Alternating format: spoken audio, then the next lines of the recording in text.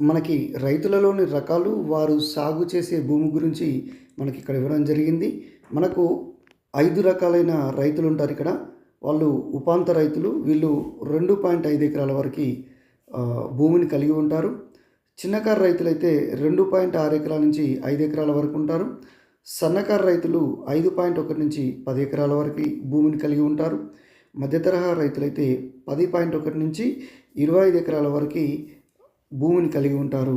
పెద్ద రైతులు 25 ఎకరాల కంటే ఎక్కువగా ఉన్న రైతులందరినీ కూడా పెద్ద రైతులు అనడం జరుగుతుంది.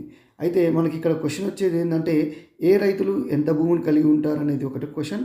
రెండోది ఆరోహణ క్రమం అడుగుతాడు. అంటే చిన్న నుంచి పెద్ద, అంటే ఉపాంత రైతులు, చిన్నకారు, సన్నకారు, మధ్య తరహా, పెద్ద రైతులు.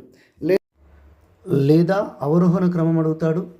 అంటే పెద్ద నుంచి చిన్న, పెద్ద రైతులు, మధ్య తరహా రైతులు, సన్నకారు రైతులు, చిన్నకారు రైతులు, ఉపాంత రైతులు అని అడుగుతాడు. Thank you.